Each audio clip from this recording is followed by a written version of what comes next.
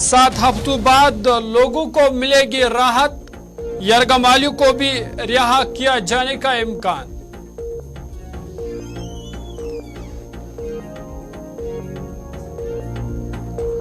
Uttarkashi tunnel हादसे में 41 मजदूरों को बचाने की जद्दोजहद जारी। आज 13वें रोज भी बचाव कार्रवाई जारी। मजदूर टनल के अंदर महफूज। रियासती और मरकजी सरकार की सूरत हाल पर कड़ी नजर।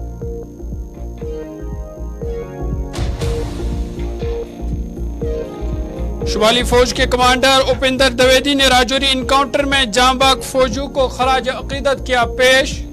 कहा खित्ते में 20 से 25 मिलिटेंट हो सकते हैं मौजूद। मिलिटेंटों को जेर करने की कोशिशें जारी।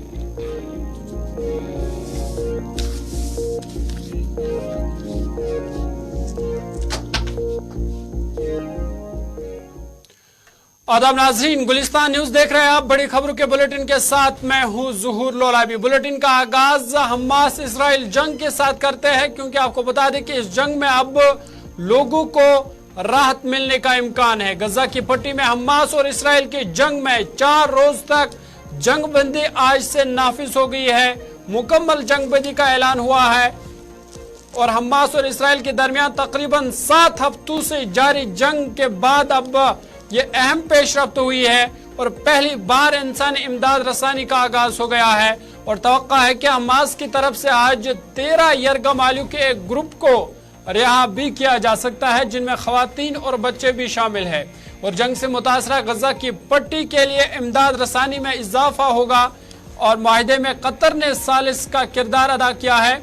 इस माहिदे में अस्करियत पसंदों के हाथों यरगमाल बनाए गए दर्जनों यरगमालियों और इसराइल की तरफ से कैद फलस्तीनियों की रिहाई भी शामिल है। कतर के मुताबिक एक दिन की ताखीर के बाद ही सही, ताहम इस मुआहिदे से कुछ राहत मिलने की जरूर उम्मीद है। और अस्करियत पसंदों के हाथों यरगमाल बनाए गए दर्जनों यरगमालियों और इसराइल की तरफ से कैद फलस्तीनियों की आज से रिहाई हो सकती है। एक ग्रुप को रिहा किया जा सकता है और आज 13 यरगमालियों को रिहा किया जाने का इम्कान है। सफारती पेशरफ्त ने गजा के 2.3 मिलियन फलस्तीनी को कुछ हद तक राहत जरूर पहुंचाई है। और गुज़िश्ता 7 हफ्तों से गजा के बाशिंदे इसराइली बमबारी का सामना कर रहे हैं और इसराइल में कुछ खानदान हमास के जरिए यरगमाल बनाए गए अपने प्यारों की रिहाई का इंतजार कर रहे हैं। जंगबंदी असल में जुमेरात की सुबह से शुरू होने वाली थी, लेकिन ठीक एक रात पहले इसराइल के कौमी सलामती के मुशीर जाची हांगबी ने बगैर कोई वजह बताए जंगबंदी में एक दिन की ताखीर का ऐलान कर दिया। और जुमेरात को कतर वज़ारत खारजा के तर्जुमान माजिद अल अंसारी ने ऐलान किया था कि दोनों फरीकों ने रिहा किया जाने वाली की फिरस्ती का तबादला किया है और हमास की ज़ेर हिरासत 13 खवातीन और बच्चों के पहले ग्रुप को आज सपहर के बाद रिहा किया जा सकता है। हालांकि उन्होंने यह नहीं बताया कि इसराइल कितने फलस्तीनी कैदियों को रिहा करेगा, लेकिन हुकाम ने कहा कि यरगमाली के बदले 3 फलस्तीनी कैदियों को यहां से रिहा किया जाएगा। ने कहा कि फलस्तीनियों के लिए रफा बॉर्डर पर जमा इमदाद गजा में जल्द से जल्द दाखिल होना शुरू हो जाएगी। और मीडिया रिपोर्ट्स के मुताबिक उम्मीद है कि यह मुआहिदा इस तशद्दुद के खात्मे का बास बनेगी। बता दें कि 7 हफ्तों से लगातार वहां पे खूनरेज जंग जारी थी, जिसमें करीबन 14,000 फलस्तीनी या जो गजा के लोग हैं वो इस जंग में मारे जा चुके हैं। कई लोग अभी भी लापता है, जिनको सुराग लगाने की कोशिश जारी है। ताहम अब लोगों को राहत मिलने का इम्कान है, क्योंकि जिनके प्यारों को यरगमाल बनाया गया था या जिनको कैद रखा गया था, वो भी अब अपने प्यारों से आज मिलने जा रहे हैं। और करीबन 13 यरगमालियों को पहले ग्रुप में रिहा किया जाने का इम्कान है और बाद में जो है फिलहाल 4 दिन तक ये जंगबंदी रहेगी और इस दौरान कई यरगमालियों को रिहा किया जाएगा जो आज अपने प्यारों से मिलेंगे। और ये अहम पेशरफ्त कि अब इस जंग का जो है खात्मा कहीं ना कहीं नजर आ रहा है, क्योंकि अब जंगबंदी का ऐलान हुआ है। फिलहाल 4 रोज तक ही हुआ है और उम्मीद की जा सकती है कि आगे भी शायद जंगबंदी हो सकती है, जिसके ताकि जो इंसानी जिंदगियों का जाया ना हो और जो यरगमाली है उनको भी रिहा किया जाने का इम्कान है।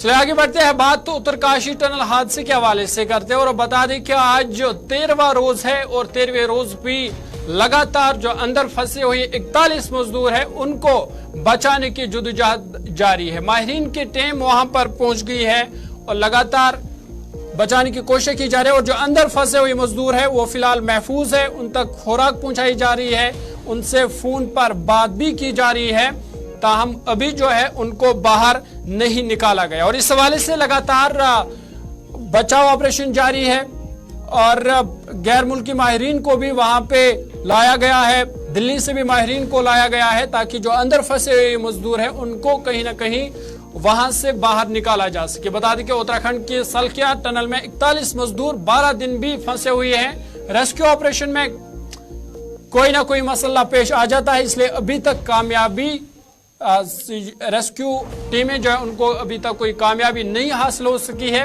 और अमेरिकी आगर मशीन अब तक तकरीबन 48 मीटर ड्रिल कर चुकी है, 800 मिलीमीटर कतर के पाइप डाले गए हैं और तकरीबन 2 मीटर पाइप काटा जा रहा है। मजदूर 60 मीटर दूर फंस गए हैं और इसका मतलब यह है कि कारकुनों को बाहर निकालने के लिए अभी 12 मीटर खुदाई बाकी है, 14 मीटर पाइप बिछाए जाने हैं। रेस्क्यू इदारों के मुताबिक रेस्क्यू ऑपरेशन जुमेरात को अगरचे मुकम्मल कर लिया गया था, लेकिन आगर मशीन 3 बार खराब हो गई, जिसके बाद ये ऑपरेशन अभी भी जारी है और सुरंग के मलबे में आगर मशीन के जरिए सुराख करके 800 मिलीमीटर कतर के पाइप डाले जा रहे हैं। इन पाइपों के जरिए मजदूरों को टनल से बाहर निकालने की तैयारियां की जा रही है। मशीन में बार बार खराबी के बायस मजदूरों को नहीं निकाला जा सका और रेस्क्यू ऑपरेशन आखिरी मरहले में है, लेकिन जब तक मजदूर बहिफाजत सुरंग से बाहर नहीं आ जाते उस वक्त तक यकीन से कुछ नहीं कहा जा सकता। रेस्क्यू ऑपरेशन का आज 13वां दिन है।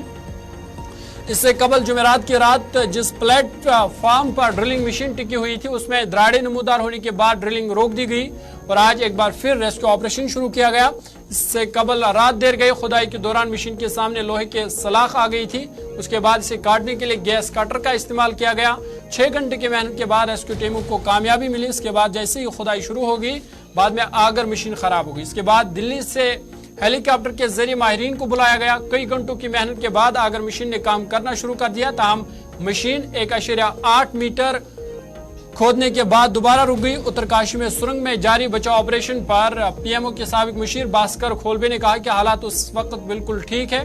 कल रात हमें 2 चीजों पर काम करना था, पहला हमें मशीन के प्लेटफॉर्म को दोबारा तरतीब देना था और उसके बाद पाइप पर जो दबाव था उससे काटने का काम चल रहा है। ये सब हो गया तो अगर ड्रिल का काम दोबारा शुरू हो गया। ये तस्वीरें भी आपके सामने जिसमें आप देख सकते कि किस तरह ये पाइप वहां पे अंदर जो है पाइप के जरिए उन तक खुराक पहुंचाई जा रही है।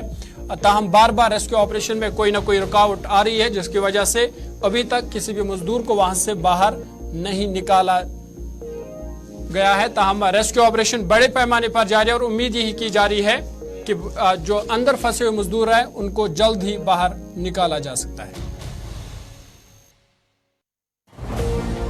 नहीं, अभी सिचुएशन काफी ठीक है क्योंकि रात में हमें 2 हिस्सों पे काम करना था।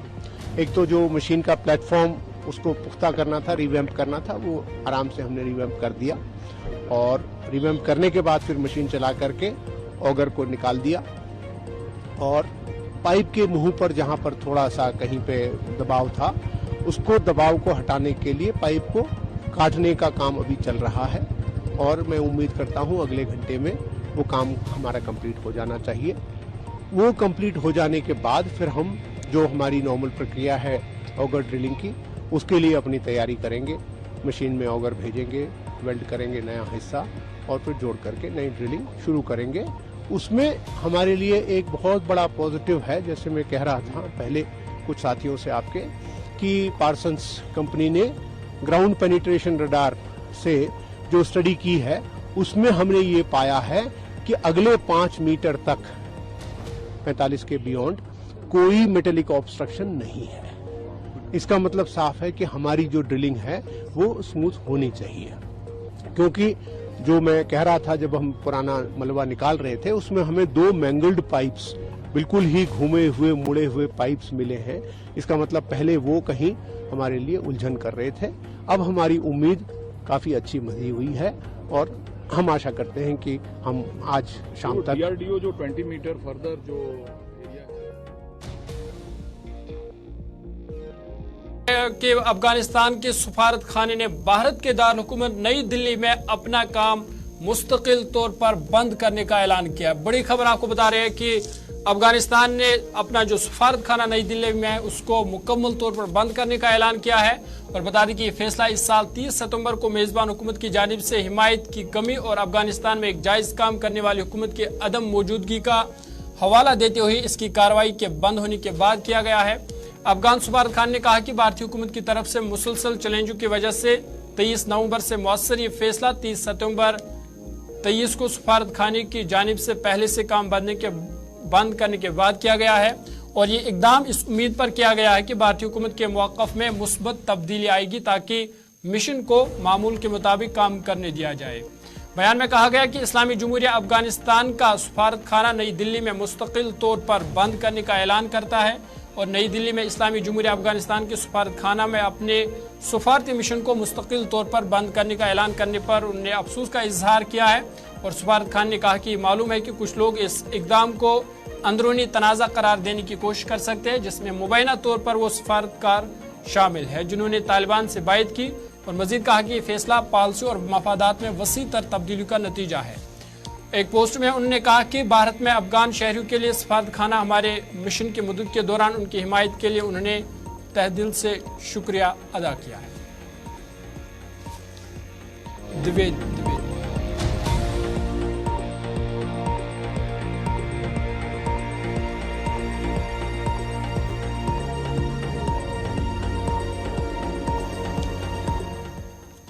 आगे बढ़ते हैं। शुमाली फौज के commander lieutenant general Upendra Dwivedi ने राजौरी इनकाउंटर के हवाले से कहा कि हमने अपनी फौजी जवान खो दिए हैं, लेकिन हमने इस इनकाउंटर में मिलिटेंटों को भी हला कर दिया है।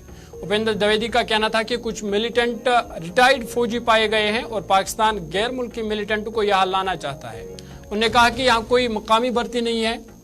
उपेंद्र द्विवेदी ने कहा कि पीर पंचाल में 20 से 25 मिलिटेंट मौजूद हो सकते हैं और हम गैर मुल्की मिलिटेंट को हला करने की कोशिश जारी रखी हुई है। राजौरी में 4 फौजी जवानों को खराज अकीदत पेश करने के बाद उन्होंने मीडिया नुमाइंदों के साथ इन बातों का इजहार किया। सबसे पहले तो मैं उन 5 शूरवीरों की सराहना करना चाहूँगा जिन्होंने अपने प्राणों को न्यौछावर करके देश को एक बहुत सफलता हासिल कराई है। जैसा कि आपको विदित है, ये दोनों खूंखार आतंकवादी पिछले 1 साल से कई इन्होंने ऐसी घिनौनी हरकतें की थी, ऐसी किलिंग्स की थी जो हम इनको ढूंढ नहीं पा रहे थे और ये कहीं जाकर छुप रहे थे। और इनको जो वेपन, एम्यूनिशन और बाकी खबर की सप्लाई किसी के द्वारा की जा रही थी। इसीलिए हमारे रोमियो फोर्स के जवान और 9 पैरा के जवानों ने मिलकर ये जो कार्रवाई की है, इसमें तो शहादत तो हुई है, लेकिन हमने 2 खूंखार आतंकवादियों का खात्मा किया है। जो आतंकवाद को फिर से फैलाने में क्या ये मास्टरमाइंड था कार्य और इसको मार के एक बहुत बड़ी कामयाबी है? एक सेटबैक है पाकिस्तान का। देखिए, ये एक मेजर सेटबैक है क्योंकि जो इकोसिस्टम यहाँ एग्जिस्ट कर रहा था उसको ये एक ताना बाना बुन के साथ में लाना चाह रहे थे। इसीलिए जैसे ही हमने इन दोनों को खत्म किया है, उस पूरी जो एक पाकिस्तान की कार्रवाई थी उसमें बहुत ही बड़ा सेंध पड़ा है। कितने और आतंकी पुंछ के एरिया के अंदर एक्टिव हैं जिनकी तलाश भारतीय सेना को? देखिए, तादाद का मैं कुछ नहीं कहना चाहूँगा क्योंकि आपको पता है पुंछ राजौरी का ऐसा एरिया है जो कि नेशनल हाईवे से बाकी देश से जुड़ा हुआ है, इसलिए ये तादाद ऊपर नीचे हो सकती है किसी भी समय पर। बट मैं मान के चलता हूँ कि आज की तारीख पे 20 से 25 यहाँ पर आतंकवादी होंगे जो इस एरिया में ऑपरेट कर रहे होंगे। लेकिन जिस तरह से हमने, पुलिस ने, सिक्योरिटी फोर्सेस ने और इंटेलिजेंसीज ने जो कार्रवाई बढ़ाई है, जिसमें हमारे लोकल लोगों का बहुत सपोर्ट है, और अगर ये ऐसे ही चलता रहा कार्रवाई तो 1 साल के अंदर हम इसको भी बहुत अच्छे से कंट्रोल कर पाएंगे। हमारे पास खबर है, जो इन सोर्सेज से खबर है या जो हमें वहाँ पे जो इक्विपमेंट मिला है उसकी जो पहचान की जाए तो हमें यकीन है कि वो डांगरी में शामिल थे।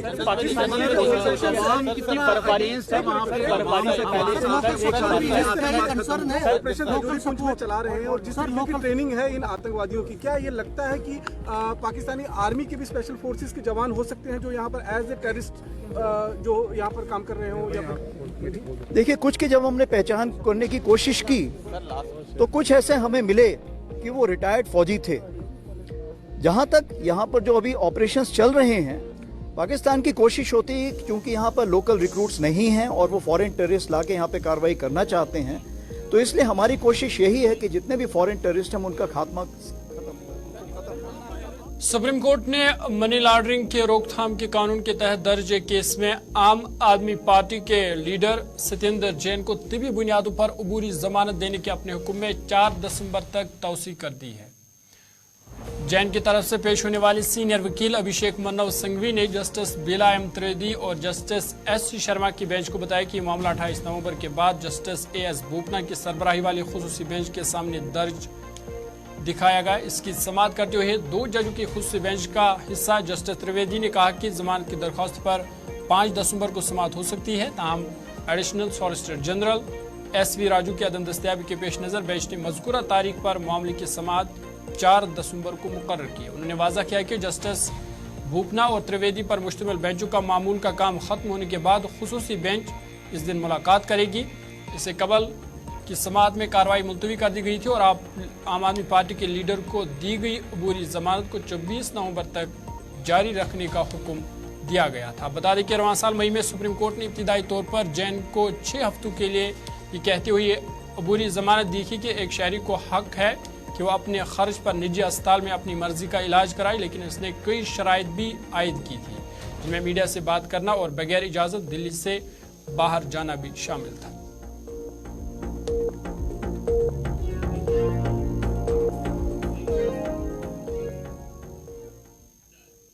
यूपी के ईटा जिला के थाना नदोली कला में गांव कासिमपुर में सालगिरह की खुशी में बजाने वाले डीजे पर फायरिंग से बड़ा हादसा पेश आया। गोली गुजरने वाली हाई टेंशन लाइन से टकराने से एक तार टूट गया और तकरीब के मकाम पर होने वाले हादसा में एक नौजवान की अलमनाक मौत हो गई, जबकि दूसरा शख्स करंट लगने से जख्मी हो गया। इत्तला मिलते ही पुलिस मौके पर पहुंच गई।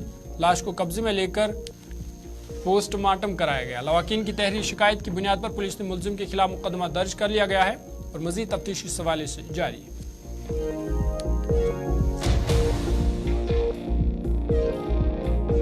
ऐसे हुई थी जैसे कि डीजे बज रहा था। ठीक है। हाँ, तो डीजे बज रहा था, वहाँ पे जो वॉल्यूम होता है ना उसका, उस पे ये आवाज कम ज्यादा कर रही थी। ठीक है। और मेरा भाई था वो गाना चेंज कर रहा था। ठीक है ना, तो वो वहाँ के थे खुदाताल के, उन्होंने क्या है गोली चलाई ऊपर, फायरिंग की थी शादी। फायरिंग की थी ऊपर। ठीक है। तो वो 11,000 का बिजली का तार वो कट गया था। ठीक है। कट गया, उससे उसमें मशीन में करंट आ गया था। ठीक है। उन्होंने क्या है इसमें आया और फिर इसने पकड़ा मेरे भाई को, वहीं पे खड़ा था। थाना निदौली क्षेत्र में हर्ष फायरिंग हुई है। बर्थडे पार्टी में हर्ष फायरिंग होने से बिजली का तार टूट जाने से एक व्यक्ति की मृत्यु हो गई है। पीएम कराया जा रहा है। 304 IPC मानव वध के तहत अभियोग पंजीकृत कराया गया है। अभियुक्त को शीघ्र ही गिरफ्तार किया जाएगा और चूंकि अमापुर का रहने वाला है, कासगंज जनपद का, तो उसकी शस्त्र लाइसेंस रद्द करने की रिपोर्ट भी प्रेषित की जाएगी। जो भी विधिक कार्रवाई होगी इसमें की जा रही है। बाराबंकी जिला के हर ग्राम पंचायत, म्यूनिसिपलिटी और नगर पंचायत इलाका तक फलाही स्कीमों को ले जाने के लिए आज विकास भारत संकल्प यात्रा जिला की ग्राम पंचायत जगरसवानपुर और ग्राम पंचायत सैफपुर पहुंची, जहां LED वैनें तैनात की गई थी। मरकज़ हुकूमत की स्कीमों की तशहीर के जरिए वज़ीर-ए-आज़म मोदी का पैगाम पहुंचाया गया। मेरी कहानी मेरी ज़बानी के थीम पर मुनक़दा प्रोग्राम में self help groups, Ayushman Bharat योजना, PM किसान सम्मान निधि और दीगर स्कीमों के इस्तिफादा कुनंदगान ने लोगों के साथ अपनी कामयाबी की कहानियां शेयर की और आवाम के फ़ायदे के बारे में भी बताया। उन्होंने इस मौके पर वज़ीर-ए-आज़म मोदी का शुक्रिया अदा किया।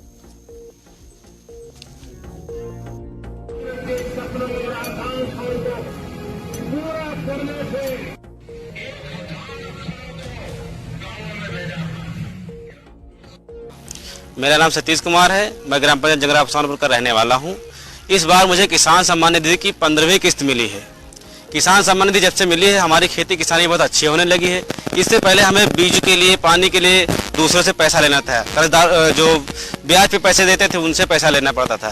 समय समय से हमें किसान हमें किस्त मिल जाती है, जिससे हम समय से अपनी खेती कर पाते हैं, खाद बीज डाल पाते हैं और इस वजह से हमारी खेती अच्छी हुई है और पहले की तुलना में हमारी आमदनी भी बढ़ गई है, आय काफी ज्यादा हो गई है। आगे बढ़ते हैं। हिमरपुर में मंशियात फरोशी और मोराम माइनिंग के लिए जबरदस्ती जायदादें बनाने वाले 3 मुलजिमान से गैंगस्टर एक्ट के तहत 1.5 अरब रुपए के असासे जब्त कर लिए गए हैं। इस गैंग में एक एसपी रहनुमा, उसका भाई और बेटा भी शामिल है।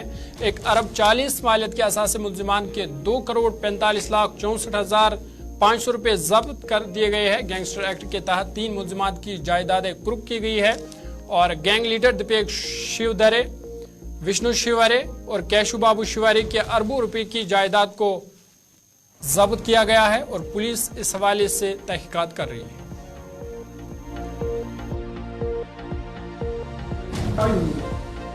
आज जनपद हमीरपुर में पुलिस के द्वारा प्रशासन की मदद से कुल 142 करोड़ 45 लाख 64,585 करोड़ रुपए की संपत्ति कुर्क की जा रही है। मैं इसका बैकग्राउंड आपको बताऊंगी कि एक मुकदमा यहाँ पे सितंबर माह में लिखा गया था, जिसमें वादी के द्वारा एक कंप्लेंट की गई थी कि उसकी जमीन थी नदी के किनारे की, जो इन तीनों अभियुक्त दीपक शिवरे, विष्णु शिवरे और केशव बाबू शिवरे के द्वारा डरा धमकाकर उससे जबरदस्ती अपने नाम दान रूप पात्र में लिखवा ली गई थी। जब इसमें मुकदमा लिखा गया, इसकी विवेचना की गई, उसमें चार्जशीट लगाई गई। उसके बाद इन तीनों लोगों पे, दीपक शिवरे, विष्णु शिवरे और केशव बाबू शिवरे पर गैंगस्टर एक्ट के तहत मुकदमा दर्ज किया गया और आज उसमें 14(1) की कार्रवाई के तहत 142 करोड़ रुपए की संपत्ति इनकी कुर्क की जा रही है।